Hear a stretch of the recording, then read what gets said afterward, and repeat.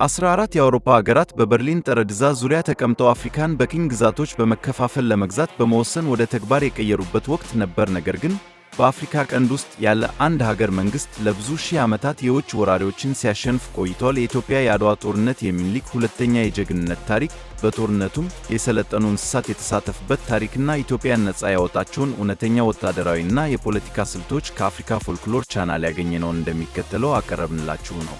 በአፍሪካ ቀንድ ውስጥ ያለ አንድ መንግሥት ለብዙ ሺህ ዓመታት የውጭ ወራሪዎችን ሲያሸንፍ ቆይቷል። የኢትዮጵያ የአድዋና የሚኒሊክ የጀግንነት ታሪክ። ኢትዮጵያ በአፍሪካ ፍልሚያ ወቅት ነፃነቷን የጠበቀች ብቸኛዋ የአፍሪካ ሀገር እንዴት ሆነች? እውነታውን ከልብ ወለድ ለይተን የኢትዮጵያን ሉዓላዊነት የጠበቁትን እውነተኛ ስልቶች፣ ማኅበራዊ ሚዲያዎች ከሰለጠኑ አንበሶች፣ አቦሸማኔዎች፣ ዝሆኖች እና እንዲያውም ንቦችና ተርብ ጋር ወደ ጦርነት ስለሚሄዱ የኢትዮጵያ ተዋጊዎች ታሪኮችን ሲያካፍሉ ቆይተዋል። አደገኛ እንስሳትና ነፍሳት የጠላት ወታደሮችን ለመያዝ የሰለጠኑ ናቸው። እነዚህ ጽሑፎች እንደሚሉት ይህ የእንስሳት ጦር ኢትዮጵያ በቅኝ ግዛት ያልተገዛችበትና በእነሱ ላይ የተካሄዱትን የቅኝ ግዛት ጦርነቶች ሁሉ ያሸነፈበት ምክንያት ነው። አሁን እውነቱን ከእውነታው መለየት የሚያስፈልገን እዚህ ጋር ነው። አዎ፣ ኢትዮጵያውያን የተወሰኑ እንስሳትን በጦርነት ውስጥ እንደተጠቀሙ የሚጠቁሙ ታሪካዊ ዘገባዎችና ፎቶግራፎች አሉ። ነገር ግን ይህ የእንስሳት ጦርነት ኢትዮጵያ በቅኝ ግዛት ያልተያዘችበት ምክንያት ነው የሚለው ወሬ ነው።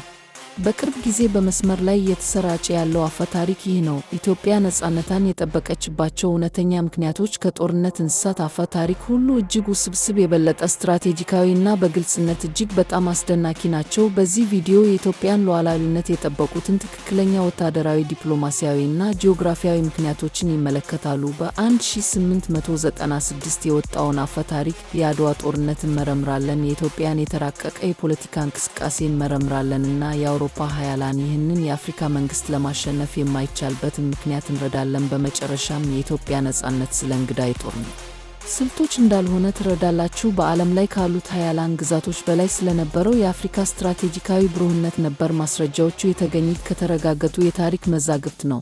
ስለ አድዋ ጦርነት የአካዳሚክ ጥናት ከአውሮፓ ኃያላን የዲፕሎማሲ መዛግብትና በታመኑ የታሪክ ጽሑፎች ውስጥ የተመዘገቡ የኢትዮጵያ ወታደራዊ ታሪክ ምሁራዊ ትንተና። የኢትዮጵያን ታሪክ በጣም አስደናቂ የሚያደርገውን አውድ እንጀምር። ከ1881 እስከ 1914 ባለው ጊዜ ውስጥ የአውሮፓ ኃያላን መላውን የአፍሪካ አህጉር ማለት ይቻላል ቅኝ ግዛት አድርገው ነበር። በ1884 1885 በበርሊን ኮንፈረንስ ላይ ብሪታንያ፣ ፈረንሳይ፣ ጀርመን፣ ቤልጂየም፣ ፖርቱጋል፣ ስፔንና ጣሊያን ቃል ጀድ በካርታዎች ላይ መስመሮችን በመሳል የአፍሪካ ግዛቶችን ያለ አፍሪካዊ ውክልና ከፈሉ። በ1900ዎቹ መጀመሪያ ላይ ሁለት የአፍሪካ ሀገሮች ብቻ ራሳቸውን ችለው ኖረዋል፣ እንደ አሜሪካዊ ሰፈራ ልዩ ቦታ የነበራት ላይቤሪያ እና ኢትዮጵያ። ነገር ግን የኢትዮጵያ ነፃነት አዲስ ወይም ድንገተኛ አልነበረም። ይህ ከ2000 ዓመታት በላይ የዘለቀ ታሪክ ያለው ጥንታዊ መንግሥት ነበር። የአውሮፓ ኃያላን የቅኝ ግዛት ጀብዶቻቸውን ገና ሲጀምሩ ኢትዮጵያ ቀድሞውኑ የተቋቋሙ የንግድ መረቦች፣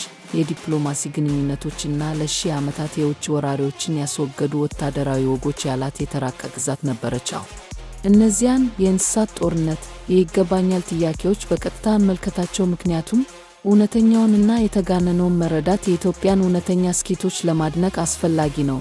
የኢትዮጵያን መኳንንት ከአንበሶች ጋር የሚያሳዩ ታሪካዊ ፎቶግራፎች አሉ። የተወሰኑ እንስሳት በወታደራዊ አውድ ውስጥ እንደነበሩ የሚጠቁሙ ዘገባዎች አሉ። የኢትዮጵያ ተዋጊዎች አስፈሪ ዝና እና የውጭ ወታደሮችን የሚያስፈሩ ያልተለመዱ ስልቶች ይታወቁ ነበር። ሆኖም ኢትዮጵያ የጠላት ወታደሮችን ለመያዝ የአንበሶችን፣ የአቦሸማኔዎችን እና የንብ ወታደሮችን ሙሉ ሰራዊት አሰልጥናለች የሚለው ሐሳብ እና ይህ የእንስሳት ጦርነት ሁሉን የቅኝ ግዛት ጦርነቱ ያሸነፉት ለዚህ ነው። የታሪካዊ እውነታ የሚያበቃበትና የኢንተርኔት አፈ ታሪክ የሚጀምረው እዚህ ነው። ይህ ልዩ ትረካ በቅርብ ጊዜ በማኅበራዊ ሚዲያ ላይ ትኩረት አግኝቷል። ግን ይህ ብቻ አይደለም። ስለ ኢትዮጵያ ጦርነት ወይም ስለ ዘመኑ በተዘረዘረ የጦርነት ዘገባዎች በአካዳሚክ ጽሑፎች የተደረደሩ ናቸው። በእርግጥ ኢትዮጵያን ነፃ ያደረጋት ምንድን ነው? እውነተኛዎቹ ምክንያቶች እንመርምር እና ከማንኛውም የእንስሳት ጦርነት አፈ ታሪክ የበለጠ አስደናቂ ነው። የመጀመሪያውና በጣም አስፈላጊው ነገር ወታደራዊ ብልጫ እና ስትራቴጂካዊ ፈጠራ ነበር። የኢትዮጵያ ተዋጊዎች በተለይም በጥይት የተካኑ፣ በተለይ ለኢትዮጵያ የጦርነት ቴክኒኮች የተነደፈ ልዩ የሆነ የተጠማዘዘ ሰይፍ፣ ጠንካራ ተዋጊዎች ነበሩ። ነገር ግን በቅኝ ግዛት ላይ የነበራቸው ድል በሰይፍ ብቻ አልተሸነፈም። በ19ኛው ክፍለ ዘመን መጨረሻ ላይ የኢትዮጵያ ንጉሠ ነገሥታት ወታደራዊ ኃይላቸውን በአውሮፓ የጦር መሳሪያዎች በተለይም በስትራቴጂካዊ ንግድና በዲፕሎማሲያዊ ግንኙነቶች የተገኙ ጠመንጃዎችን አሻሽለዋል። ከ1889 እስከ 1913 የገዙት ንጉሠ ነገሥት ምኒልክ ዳግማዊ የአውሮፓን የቅኝ ግዛት ኃይሎች ማሸነፍ ወታደራዊ ቴክኖሎጂያቸውን ማዛመድ እንደሚያስፈልግ ተረድተዋል። ከአውሮፓ ኃያላን ራሳቸው ዘመናዊ ጠመንጃዎችን፣ መድፎችን እና ጥይቶችን አግኝተዋል። ብዙውን ጊዜ የጦር መሳሪያዎችን ለማስጠበቅ የጣሊያን፣ የፈረንሳይና የእንግሊዝን ፍላጎቶች እርስ በእርስ ይጫወቱ ነበር። ይህ ጥንታዊ ጦርነት አልነበረም፣ ይህ የተራቀቀ ወታደራዊ ግዢ ነበር። ይህም ለኢትዮጵያ ኃይሎች የቴክኖሎጂ እኩልነት ከሚፈልጉት ቅኝ ገዢዎች ጋር የሰጠው የተራቀቀ ወታደራዊ ግዢ ነበር። ሁለተኛው ምክንያት ድንቅ የፖለቲካና የዲፕሎማሲያዊ እንቅስቃሴ ነበር። ዳግማዊ ምኒልክ የአውሮፓን ፖለቲካ የተረዱና በቅኝ ግዛት ኃይሎች መካከል ያለውን ክፍል የሚጠቀሙ ዋና ስትራቴጂስት ነበሩ። ጣሊያን ሆን ተብሎ በተሳሳተ መንገድ በተተረጎመ ስምምነት በ1889 የተፈረመው የውጫሌ ስምምነት ኢትዮጵያን እንደ ጥበቃ ለመጠየቅ ስትሞክር ምኒልክ ወዲያውኑ ማታለያውን ተገንዝበዋል። የጣሊያኑ ቅጂ ኢትዮጵያ ሉዓላዊነትን እንደተረከበች ተናግሯል። የአማርኛው ቅጂ ግን እንዲህ አይነት ነገር አልተናገረም። ይህንን የቅኝ ግዛት ተንኮል ከመቀበል ይልቅ ምኒልክ ስምምነቱን ውድቅ አድርገው የጣሊያን መስፋፋትን ለመቃወም ደስተኛ ከሆኑ ፈረንሳይና ሩሲያ ጋር ጥምረት ፈጥረዋልና አገራቸውን ለማይቀር ወታደራዊ ጦርነት አዘጋጅተዋል። ይህ ዕድል አልነበረም። ይህ የአፍሪካ የፖለቲካ ሊቅ በዓለም አቀፍ ዲፕሎማሲ ከፍተኛ ደረጃ ላይ የሚገኝ ነበር። ዓለም ማለት የአፍሪካ አፈታሪክ መዛግብት አሁንም እያደገ ነውና እያንዳንዱ ተመዝጋቢ እነዚህን ኃይለኛ ታሪኮች መስማት ለሚፈልጉ ተጨማሪ ሰዎች እንድንደርስ ይረዳናል። ሦስተኛው ምክንያት የኢትዮጵያ ፈታኝ ጂኦግራፊና መልክዓ ምድር ነበር። ከ4000 ሜትር በላይ ከፍታ ያላቸው የኢትዮጵያ ደጋማ ቦታዎች ወረራውን እጅግ አስቸጋሪ የሚያደርጉ የተፈጥሮ መከላከያ ጥቅሞችን ፈጥረዋል። በተለያዩ ቦታዎች ላይ መዋጋት የለመዱት የአውሮፓ ጦር ኃይሎች የኢትዮጵያን የተራራማ መልክዓ ምድር ከፍታዎች እና አስቸጋሪ የአየር ንብረት ከባድ እንቅፋቶችን አስከትለዋል። ከኢትዮጵያውያን ስለዚህ መሬት ዕውቀት እና ስትራቴጂካዊ በሆነ መንገድ የመጠቀም ችሎታ ጋር ተዳምሮ ጂኦግራፊ ቅኝ ግዛትን በመቋቋም ረገድ ኃይለኛ አጋር ሆነ። ነገር ግን የኢትዮጵያ ወታደራዊ አቅም ወሳኝ ማረጋገጫ መጋቢት 1896 በአድዋ ጦርነት ላይ የተገኘ ሲሆን ይህም በአውሮፓ ቅኝ ግዛት ዘመን በአፍሪካ ውስጥ ከተከሰቱት እጅግ ጉልህ ወታደራዊ ሽንፈቶች አንዱ ነው። ጣሊያን የቅኝ ግዛት ይዞታዋን ለማስፋት ስትፈልግ ወደ 17,000 የሚጠጉ ወታደሮችን፣ ዘመናዊ የጦር መሳሪያዎችን እና መድፍ የታጠቁ ኢትዮጵያን ወረረች። ንጉሠ ነገሥት ምኒልክ ዳግማዊ 100,000 የሚጠጉ የኢትዮጵያ ወታደሮችን ያቀፈ ኃይል አሰባሰበ። ምንም እንኳን ሁሉም ዘመናዊ የጦር መሳሪያዎችን የታጠቁ ባይሆኑም ከዚያ በኋላ በአፍሪካ ወታደራዊ ስትራቴጂ ውስጥ ዋና ክፍል ነበር። ምኒልክ የጣሊያን እንቅስቃሴዎች ለመረዳት የስለላ መረቦችን ተጠቅመዋል። የኢትዮጵያን ስልቶች የሚደግፍ የጦር ሜዳ መሬት መርጠዋልና የጣሊያንን ቦታዎች ያሸነፈው ስብስብ ባለ ብዙ ግንባር ጥቃት አስተባብረዋል። ጦርነቱ ለአንድ ቀን ቆየ። በመጨረሻም ጣሊያን አስከፊ ኪሳራ ደርሶባታል። በግምት 7,000 የጣሊያንና የኤርትራ ወታደሮች ተገድለዋል፣ 1,500 ቆስለዋልና 3,000 ተማርከዋል። ይህ ሙሉ በሙሉ ናሳፋል ሽንፈት ነበር። ይህም በአውሮፓ ውስጥ አስደንጋጭ ማዕበልን የፈጠረ፣ በቅኝ ግዛት ዘመን የአውሮፓን ኃይል በቆራጥነት ያሸነፈ የአፍሪካ ጦር የለም። ነገር ግን ይህንን ድል የበለጠ አስደናቂ የሚያደርገው ይህ ነው። ሚስጥራዊ የእንስሳት ጦር ወይም ከእምቦች እና ከአንበሶች ጋር ባልተለመደ ጦርነት አልተገኘም። የተገኘው በከፍተኛ ቁጥር ስለ መሬት የተሻለ ዕውቀት፣ ውጤታማ ወታደራዊ ቅንጅት፣ ዘመናዊ የጦር መሳሪያዎች እና ድንቅ የታክቲካል አመራር ነው። በአድዋ ላይ የተደረገው የኢትዮጵያ ድል የአፍሪካ ወታደራዊ ሙያዊነት ድል ነበር። እንግዳ አፈ ታሪኮች አልነበሩም። የአድዋ ውጤት የኢትዮጵያን ስትራቴጂካዊ ብልህነት አሳይቷል። ወታደራዊ ክብርን ከማስከበር ይልቅ ድሉ ምኒልክ በዲፕሎማሲያዊ መንገድ ተጠቅሞበታል። ጣሊያን በጥቅምት 1896 በአዲስ አበባ ስምምነት አማካኝነት የኢትዮጵያን ሉዓላዊነት እንድትቀበል ተገደደች። ኢትዮጵያ እንደ ነጻ ሀገር ዓለም አቀፍ ዕውቅና አገኘች። ከአውሮፓ ኃያላን ጋር ዲፕሎማሲያዊ ግንኙነትን እንደ ቅኝ ግዛት ሳይሆን እንደ እኩል ባለቤትነት አቋቁማ ድንበሮችን በቀጣይ ጦርነት ሳይሆን በስምምነቶች አስጠብቃለች።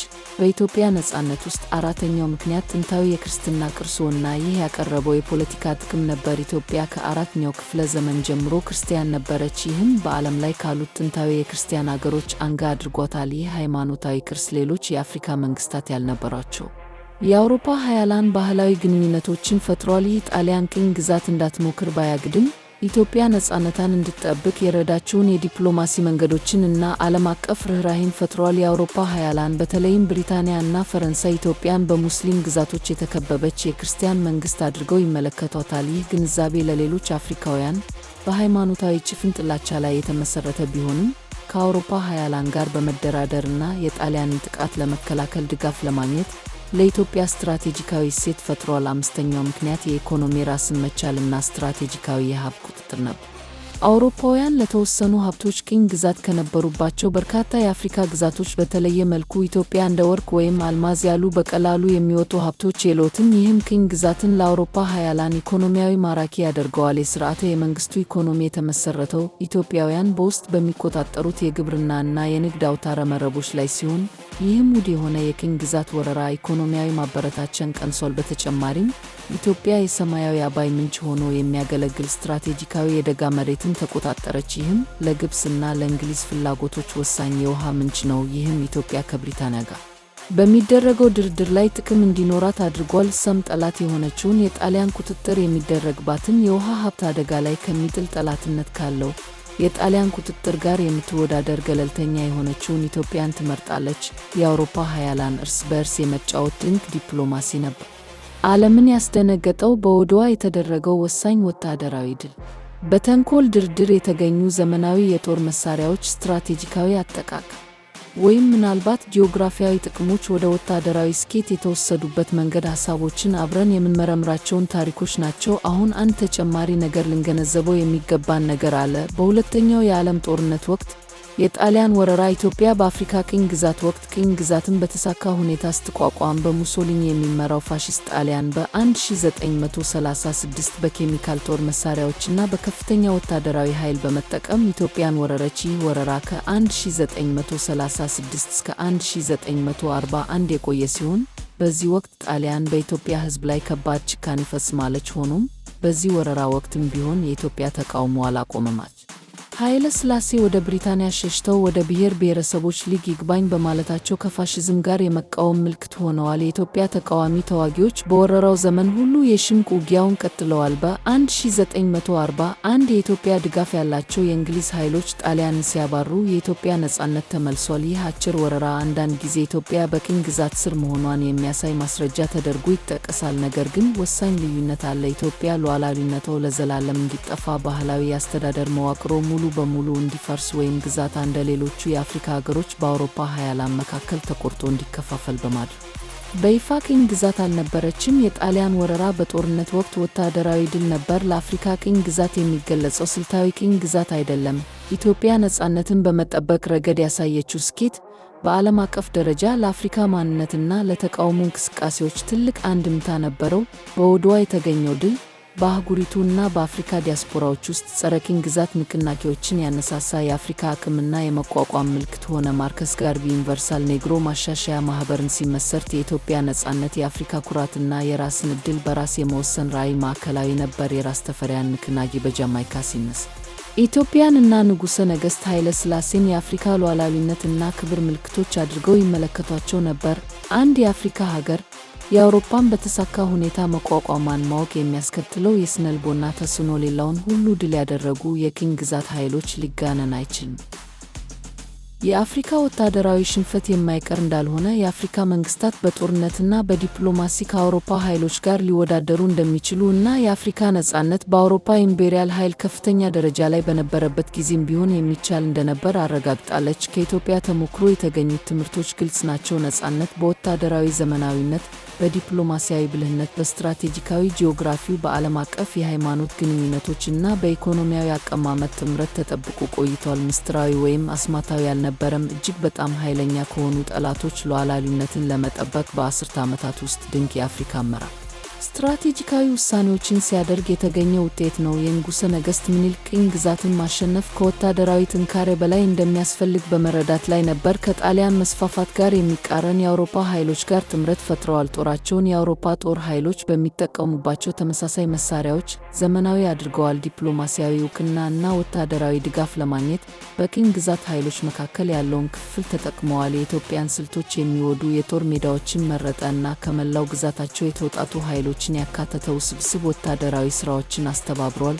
እነዚህ ናቸው ኢትዮጵያ ነፃ የወጣችበት ትክክለኛ ምክንያቶች። በሰለጠኑ የጦር አንበሶች ወይም በጦር ኃይሎች ምክንያት አይደለም። ምንም እንኳን እንደዚህ አይነት አፈ ታሪኮች በጠላቶቻቸው ተነሳሽነት የተነሱትን የኢትዮጵያ ተዋጊዎች አድናቆትና ፍርሃት የሚያንጸባርቁ ቢሆኑም፣ በተራቀቀ የፖለቲካ ስትራቴጂ፣ በወታደራዊ ሙያዊነትና በዓለም አቀፍ ፖለቲካና ጦርነት ከፍተኛ ደረጃ ላይ በሚሰሩ የአፍሪካ ሊቅነት ምክንያት የኢትዮጵያ ምሳሌ፣ በተጨማሪም የአፍሪካን ስኬት በሚያከብሩበት ጊዜም እንኳ በማኅበራዊ ሚዲያ ላይ ስለሚሰራጩ የቫይረስ ታሪኮች መጠንቀቅ ያለብን ለምን እንደሆነ ያሳያል። ኢትዮጵያ ነፃነትን እንዴት እንደጠበቀች የሚያሳይ እውነተኛ ታሪክ ከማንኛውም የእንስሳ ጦርነት አፍ ታሪክ የበለጠ አስተማሪ እና አስደናቂ ነው። የአፍሪካ መሪዎች ውስብስብ ዓለም አቀፍ ፖለቲካን በተሳካ ሁኔታ ሲያልፉ፣ ወታደራዊ ኃይሎችን ሲያዘምኑ፣ የጠላትን ድክመቶች በመጠቀም እና ሉዓላዊነታቸውን ለመጠበቅ የሚቻለውን ሁሉ ጥቅም ሲጠቀሙ ያሳያል።